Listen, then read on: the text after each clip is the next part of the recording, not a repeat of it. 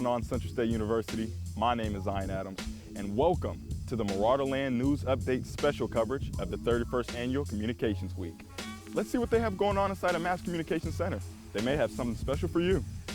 Students on literacy lessons. At the time, it was an escape for me to leave. Literacy is the ability to read, write, and to communicate. I became passionate about helping children learn how to read.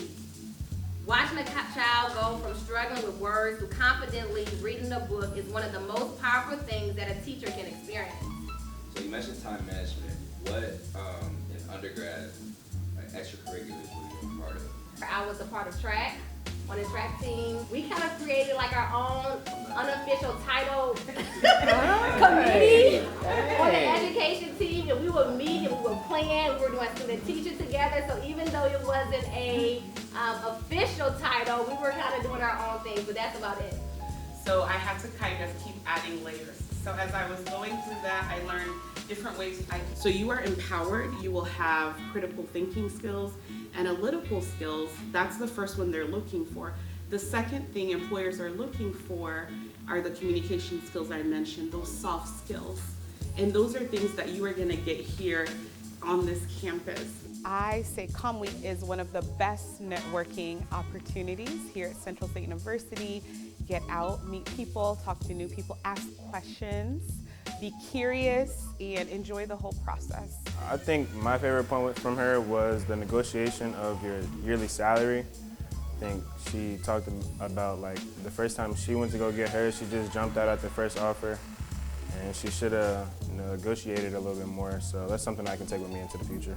I feel like as a freshman, like her talking about the salary and things to do like when applying for jobs, and she was saying even if you do feel like you don't meet the requirements for a job, still apply.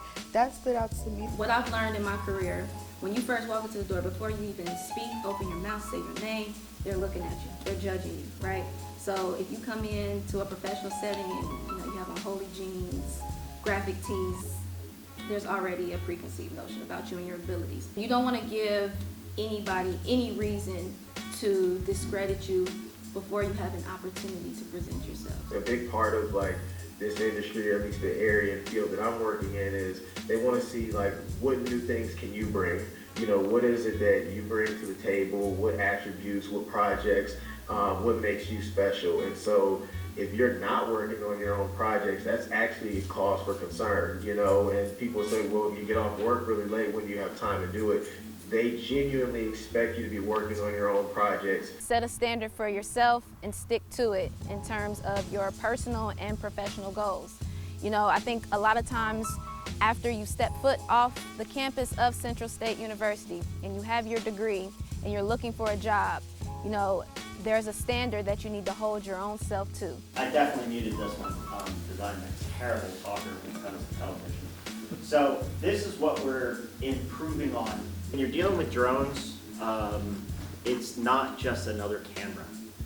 It is a paintbrush for your canvas. It is a tool for your storytelling. In directions. We go, no, stop. Look around. Big size story. There's your score. That's nice. No.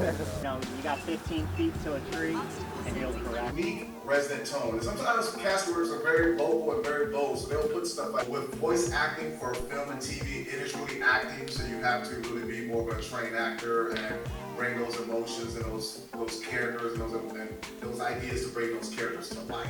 Okay, really. Stop waiting for money to happen to you. Get in there and do it. Download now and get your first stock on us.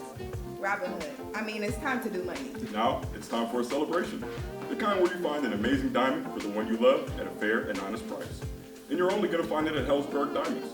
That, in my mind, I was not really concerned about it. But when you develop a relationship with those professors, they think about you when opportunities come up. They think about you like, here's this next step for you. Oh, let me remember to tell them this when we meet.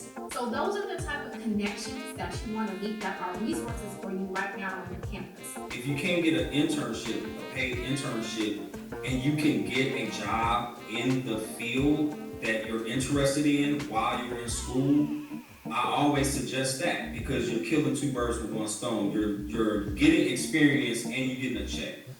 Taking advantage of the resources that are given you because it's free. You're here, so take advantage. Use them. They're here for you to use them at your discretion. I think it broadens our horizons, and I also think it gives us more opportunities with our communications major in a more broader aspect. Algorithm, when it changes, and keep up with the trends and know how your things are going to be seen, heard, and when and why and how. AI cannot give your work the weight of your lived experience.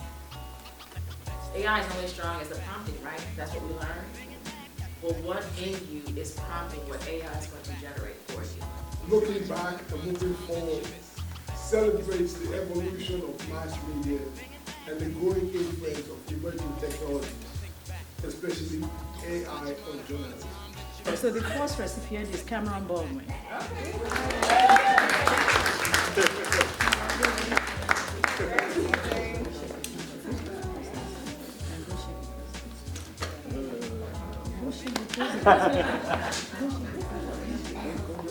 The next recipient is Ardia Harper.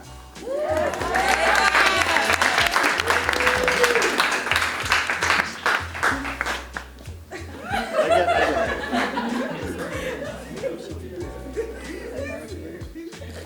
$500 award that was donated by one of our alumni, Ms. Danye Thomas.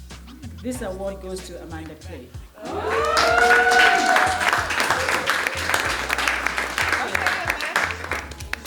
Amen. And this is for $500. Thank you so much.